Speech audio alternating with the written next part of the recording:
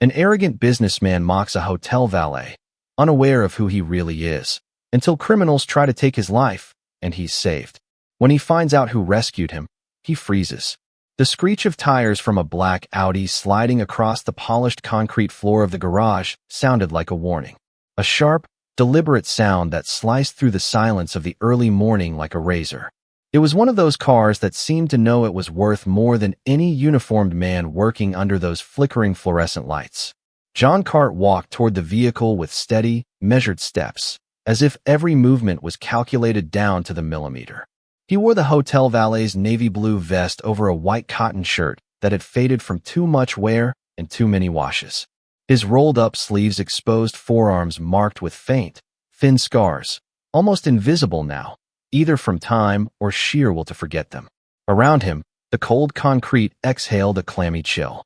Moisture rose from the ground and clung to the skin like an unwelcome memory. The woody, overpowering scent of the driver's cologne still hung in the air when the passenger window lowered with a soft click. Well, Captain America's back. A mocking voice called out from inside the car, even before John reached the door handle. Dr. Daniel Collins, custom-tailored beige suit, braided leather bracelet, and a toothpaste-ad smile, casually spun the car key around his finger. In the back seat, two men chuckled quietly, one swirling the last drops of whiskey in his glass.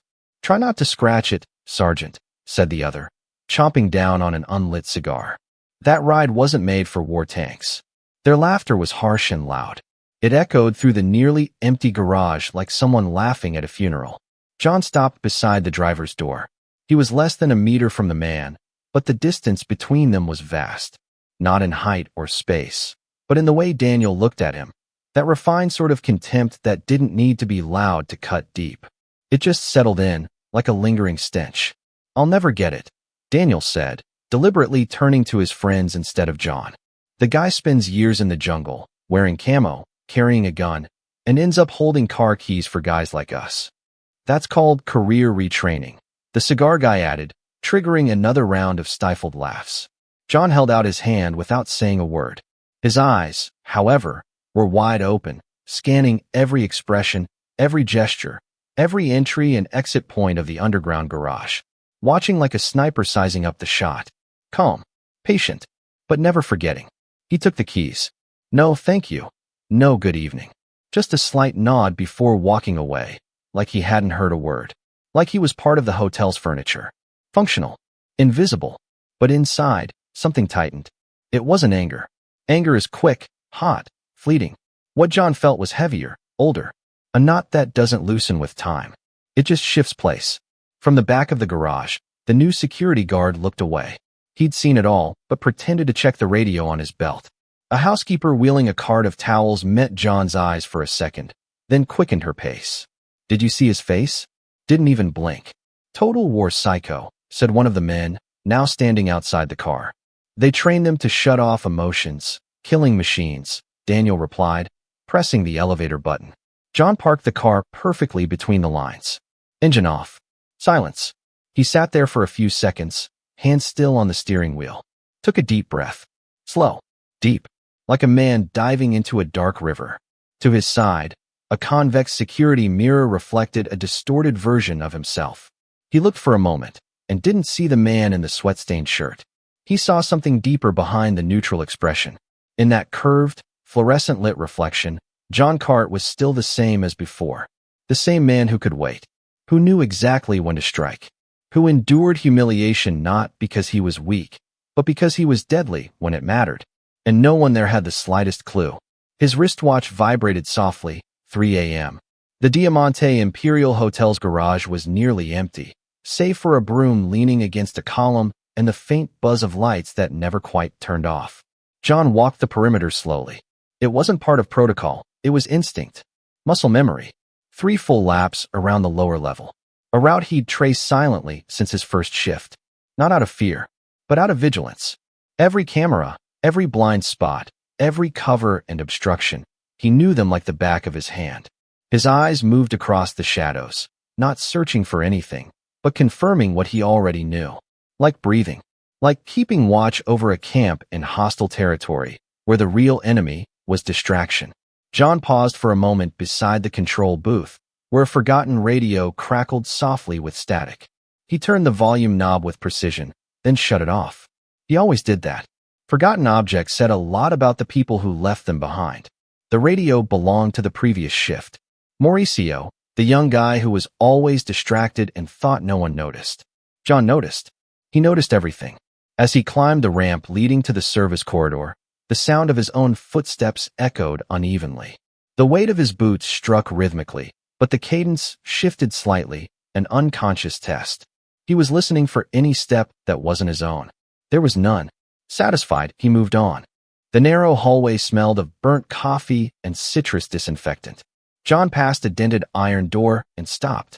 Leaning against the frame, he closed his eyes for 2 seconds, and in that brief darkness, the world reshaped itself. The smell changed. Gunpowder. The sound too. A muted, dry pop.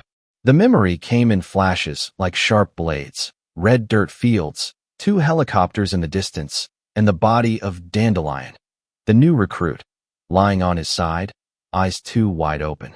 John inhaled deeply. Once. Then again. He opened his eyes. He came back to the present with a light touch to his shirt pocket, an automatic gesture. From it, he pulled a worn leather wallet, the edges faded. Inside, there was a single photo, a boy around 8 years old in a school uniform, smiling shyly beside a blue bicycle. Pedro. He had his mother's eyes, and his father's silence. John ran his thumb gently along the edge of the photo. He always did. He never looked at it for too long, like honoring the past too intensely might wear it away faster. He put the wallet away carefully, and kept walking.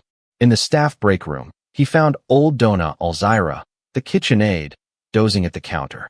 An empty mug sat beside her, and a folded towel served as a makeshift pillow. He didn't say a word, just walked up silently, grabbed the black shawl she always forgot on her chair, and draped it over her shoulders. Then he returned to the hallway. On the rear corridor's security monitor, he saw something no one else would have noticed. A shift change that took 3 seconds longer than usual. A guard who placed his badge in the left pocket, when he always wore it on the right. Details. Tiny fractures in routine. Nothing serious, maybe. Or maybe signs of something about to begin. But John didn't overreact. He just took note. Stored it. Waited. No one there knew who he really was. They thought he was just another man with no past. An ex-Marine who'd somehow failed to fit back in. No one asked much. He didn't answer either. But in the silence of his routine, there was discipline. And beneath the stiffness of his movements, there was history. John had once been much more than that laminated badge on his chest. But now he was only what he needed to be. And for some reason, even he didn't fully understand, that was enough. The clock read 3:47 a.m. John was back on the lower level, checking the security monitors near the side lobby, an array of old, low-resolution screens scratched around the edges. The images flickered slightly, as if even the electricity itself wasn't sure what it was seeing. But his eyes didn't hesitate. The service elevator had descended without being called, and it had stayed at the basement level for too long. 6 seconds. No one exited. No one entered. That alone was enough to trigger the silent alarm inside him. Without a word, he rose from the chair, grabbed the security radio someone had left behind in the break room, and tucked it beneath his vest. Then he walked toward the access ramp, eyes scanning every shadow, every cracked door, every off-rhythm breath. That's when he heard the first sound. A muffled click. Metallic, like the butt of a weapon hitting the floor. It came from the service entrance to the basement, the same one where suppliers and contractors passed unnoticed every day. On the camera, now blacked out.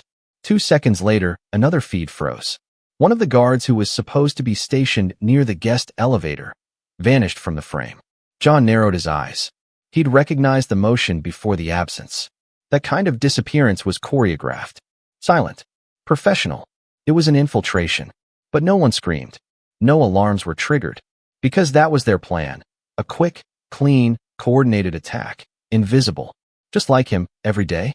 Except this time, someone was watching. In the hotel's grand ballroom, the laughter continued. Daniel Collins toasted with executives, models, and politicians at an exclusive dinner for the local elite. There was French champagne, ambient music, and waiters trained not to hear anything. Luxury muffled reality like a thick rug hiding deep cracks. John moved through the maintenance corridor, cutting behind the kitchen. He grabbed an apron off a hook and threw it over his vest. Within a minute, he was just another invisible staff member weaving between walls and silver trays. But he wasn't carrying plates. He was carrying purpose. On the radio, the internal security frequency emitted only white noise. Nothing. Forced silence. He followed the service routes to the second floor. From his vantage point, he could see the hallway leading to the hotel's power room. Two men, not guards. Dark clothing, bodies too tense. One had something hidden under his shirt. The other whispered, and John could read his lips. A countdown. They were syncing up. 3 seconds later, the lights in the east wing flickered once, then went out. Half the hotel was plunged into darkness. That's when the guests started realizing something was wrong. In the surveillance room, the operator had already been taken down. But John had memorized the building's layout long ago. He knew the blackout wing now left only one corridor leading to the ballroom. They were boxing in the party, closing the net around Daniel. John had to act, but he couldn't use the official alarm. The panel had been neutralized. He couldn't count on backup. There was no time. So he did what he always did, improvised. He moved through the technical tunnel below the floor, the emergency route linking the laundry to the main kitchen. Midway, he disabled a fire door using an Allen key hidden in his sock, an old military habit he'd never dropped. He climbed the inner stairwell and reached the heating room, directly above the ballroom. Looking through the ventilation grate, he saw 3 men entering from the side, armed. Fast. Methodical. One of them whispered, "Grab the target." No shots. 2 minutes. Exit through the garage. John knew who the target was. Daniel, ironically, was about to be saved by the same man he'd mocked as a glorified valet just hours earlier. With a waiter's towel over his shoulder, John moved down the back hallway. He grabbed an empty tray and, with confident strides, crossed the antechamber as the guests, now unsettled, murmured about the blackout. Daniel had stepped away from the group, irritated, speaking on the phone with someone from the board. John intercepted him with a firm hand on his arm. "This way, sir. House protocol," he said quietly, in the neutral accent of hotel staff. Daniel hesitated, furrowed his brow. But before he could protest, John was already guiding him through a side door camouflaged in the decor. The narrow hallway looked like it led to a restroom, but veered left toward a storage room. "What the hell is this?" Daniel muttered, trying to turn around. John pressed him against the wall with a hand on his shoulder. 3 armed men are looking for you. If you want to live, follow me. Now." Daniel's gaze faltered. Then he nodded, silent. As they crossed the service wing, one of the intruders appeared ahead, coming from the back entrance. He hadn't expected anyone there, especially not a man holding a silver tray. The shock lasted half a second. John used that time. He flung the tray into the man's face with pinpoint accuracy, then charged low, pushing off from his hips. The impact was sharp. Both of them crashed into the steel cabinets. Daniel stood frozen, eyes wide. The intruder reached for his weapon, but John already had him pinned, forearm across his throat. He drew a wrench hidden under the apron, an old trick, and slammed it into the man's knee with surgical precision. The scream was muffled. John rolled with him on the ground, disarmed him in 2 swift moves, and left him unconscious behind the maintenance door. When he stood, face slick with sweat and chest heaving, he looked Daniel straight in the eye. "I need you to shut up and follow me." "That's it." Daniel just nodded. For the first time, silent. They cut through the laundry, then through the bar's cooling system. Came out at the back of the hotel, by the loading zone. The operation was still underway inside. But John knew. Delay the target, disrupt the plan. Disrupt the plan, lower the risk for everyone else. At the end of the exit corridor, they stopped in front of a locked gate. John grabbed a bolt cutter stashed behind the fire extinguisher pipe and snapped the padlock in one clean motion. Daniel looked at him, unsure what to say. John just passed him, cleared the way, and jerked his chin. "Go." And in the tense silence of early morning, Daniel Collins obeyed. For the first time that night, the sun was already rising, painting the tinted glass of the Imperial Diamond Hotel in gold, when the first reporters began to arrive, drawn by whispers of an incident during the charity dinner. Ambulances had come during the night, discreet but not invisible. Rumors moved through the hallways like smoke. Attempted kidnapping, coordinated attack, compromised security. Inside, in the conference room, The general manager rubbed his temples, eyes red from exhaustion and barely hidden anger. Beside him, a senior security officer spoke rapidly into a phone, while a grumpy police inspector filled out paperwork that felt more procedural than urgent. John sat quietly in a chair by the wall. He hadn't been cuffed. No one was guarding him. But no one met his eyes either. He went completely off protocol, a guard muttered in the corner. He messed up the police's negotiation, whispered another. What if someone had died? The question lingered in the air, cruel and convenient. Risk became accusation. Courage, a breach of conduct. John remained still, hands on his knees, gaze calm. He didn't defend himself. Didn't explain. Didn't expect praise. He knew. Men like him were only noticed when they made noise, and even then, only briefly. Then came the silence again, replaced by a report, a memo, an internal notice. One of the managers approached, wrinkled suit, mechanical smile. Muniz, you understand your actions, while well-meaning, went beyond the scope of your position, right? We have strict protocols for these kinds of incidents. The hotel will conduct an internal review. It's likely we'll have to terminate your contract while things are sorted out. John simply nodded. Once, his expression unchanged.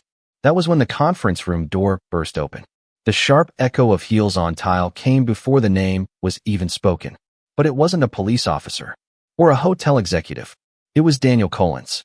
Suit wrinkled, tie loosened, no security detail, just him, and the sudden silence his presence commanded. Every head turned, stunned. He stopped at the center of the room. His eyes scanned the space until they landed on John. For a moment, he said nothing. Then he took a deep breath. I want everyone here to know exactly what happened tonight. He began, voice hoarse, like someone who hadn't spoken in hours. I was saved by this man. The same man I publicly humiliated just hours ago. A murmur rippled through the room. Mr. John Cart didn't just pull me out of an extreme situation, Daniel continued. He acted with more precision, intelligence, and courage than any private security firm this hotel ever hired. The managers exchanged looks. One of them tried to interject. Dr. Daniel, there's no need to.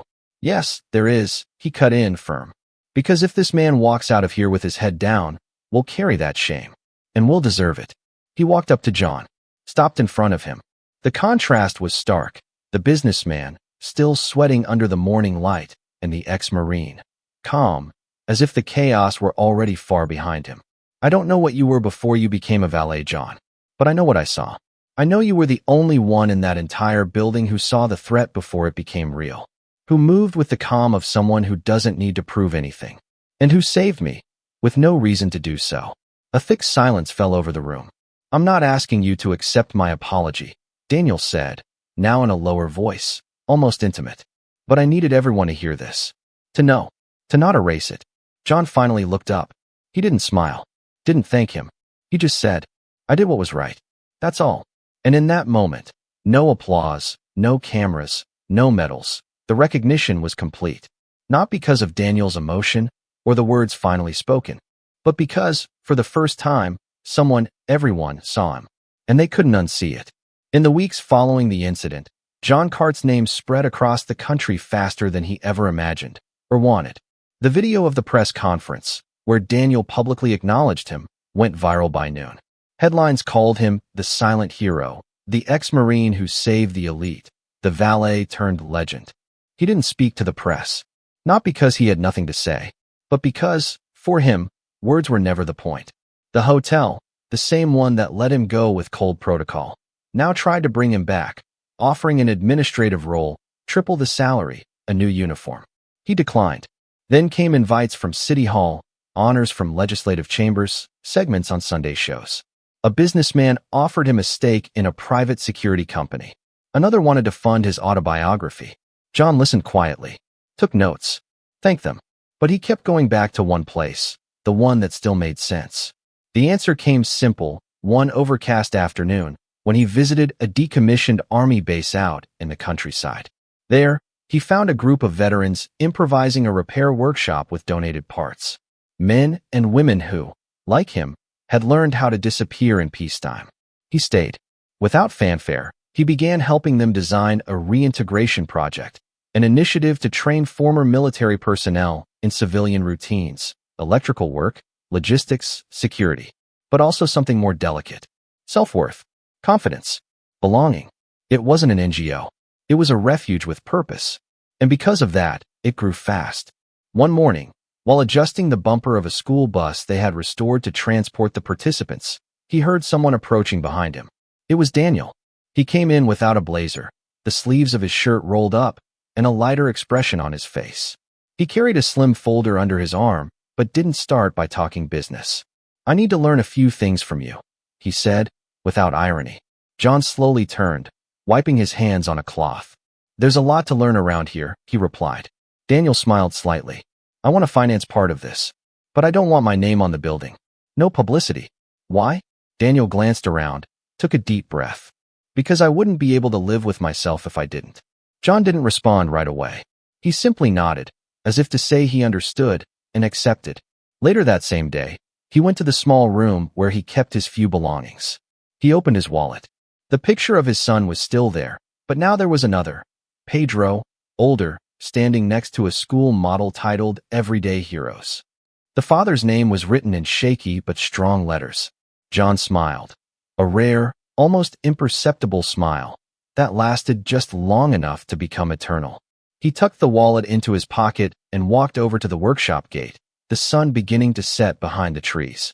A young guy, a former recruit, watched him from a distance, respect in his eyes. "You're John, right?" "I am. People say you fought some bad guys, saved some important people." John thought for a second, shrugged, then replied, "I just did what had to be done." Silence. The wind rustled a tattered flag hanging from a bent pole by the entrance.